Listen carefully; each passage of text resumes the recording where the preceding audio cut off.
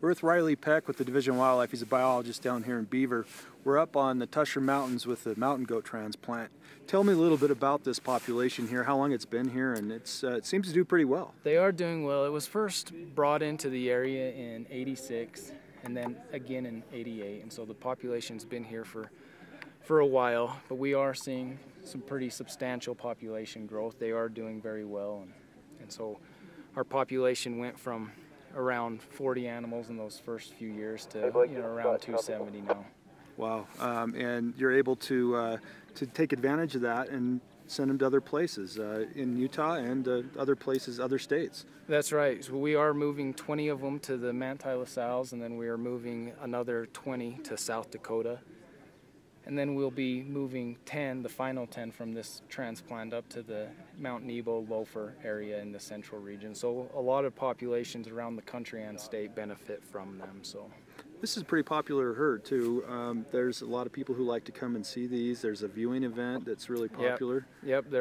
So recently we've had our Rocky Mountain Goat viewing day where we had in one day we had close to 250, and then there was a county event that went on for 3 days. So in total we had close to 2,000 people that came to Beaver, Utah just to look at mountain goats, which is a fascinating thing. Many of those that I talked to are from out of state, and they came to Utah and Beaver specifically just to see the mountain goat. So it's fun to get people excited about that. Yeah, it's an interesting creature to be able to see here. They really stand out in this terrain. They do. I mean, it's not like our typical ungulate that we see. It's not like our deer or elk that we're used to hunting or viewing on the side of the road. It is something a little bit more exotic, if you will, and it's a fascinating creature. Where they live and how they interact with each other is pretty fascinating. Do you have any idea why they might be doing so well here? Is it because there hadn't been a population here and they just, new thing in a new place? I think they're occupying a niche that is not used. They're up above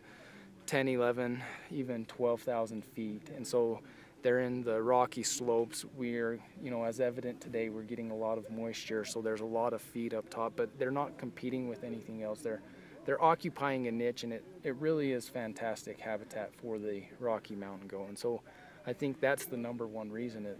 Where there is habitat, then we can have goats, and there certainly is some wonderful habitat for the goats on. And that's basically true across the state. There's the habitat is open. There's not other ungulates that are really fighting for that space, so that is right. It works out. That's right. Yeah. Great. Is there any history? There were not mountain goats here when pioneers arrived, but there is some ancient history. There is some ancient history that shows that they were here, but that is correct. They weren't here when the pioneers arrived. But through ancient history and finding a niche, something for somebody to come and look at. Wildlife has some intrinsic value, and if we can provide that opportunity to people, then it's doing well. It brings joy to a lot of people, and so it's been a fantastic success as far as I'm concerned. And it also provides a hunting opportunity. It does provide a hunting opportunity. We've given roughly 30 tags out this year, and some of the hunters were invited to take part in this event today, and a lot of the hunters came to the viewing day as well because they're passionate about goats, and so whether they're hunting them or looking at them, Right. Tell me a little bit about where these goats are going. They're headed to South Dakota of all places. Can you tell me about where they're headed?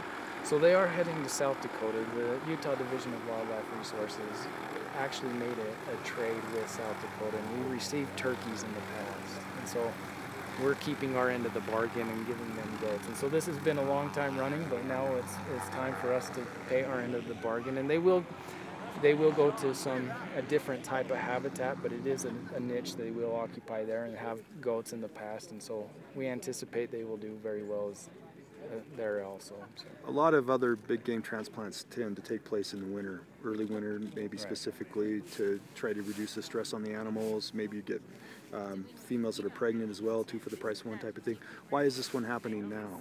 Rocky Mountain goat are pretty unusual in the fact that they live at such a high elevation that if we tried to postpone it until the winter, we run into a lot of snow and a lot of weather, and they will not be up on the open faces where we can easily catch them with the helicopter. they're in places that we wouldn't be able to get to. And so our only option is in the fall. And so we are doing this now to try to limit the disturbance that we have with any of the hunters that may have been lucky enough to draw a tag, and early enough that we are not having an effect with weather. And in this case, they're not drugged. There's nothing that threatens them that way. They They're are separated. Not, right. They're not drugged. They come in. We do take some disease testing on them. We do give them some antibiotics, some just simple things to cut down on maybe the bumps and bruises or help with the soreness that they may get from being captured. But they are released into a box. While we are working them up, they'll be in hobbles and blindfolds just to cut down on the amount of stress they have. When they get stressed, they increase in temperature, so we do have a lot of ice around to help bring down their body temperature.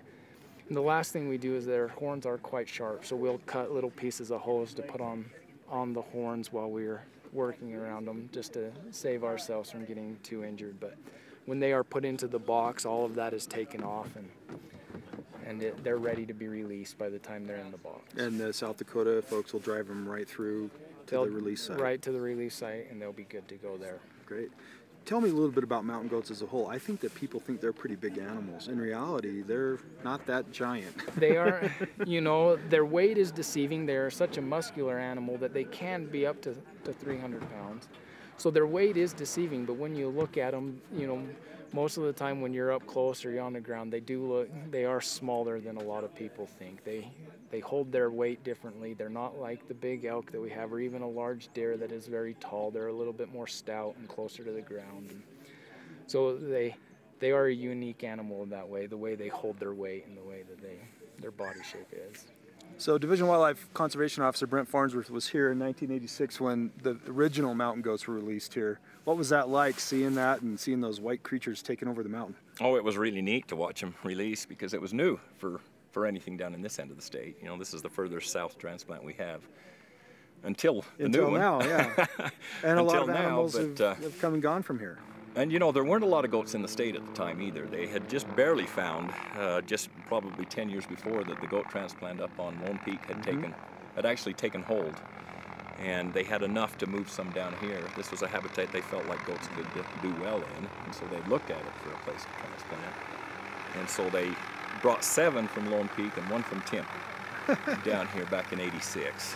And what's interesting about that is out of the 8 goats that we brought down, one of them headed to the west, overlooking Beaver, and 2 of them headed south, one of them probably about 5 miles to the south, and the other one about 10 miles to the south, down on Circleville Mountain.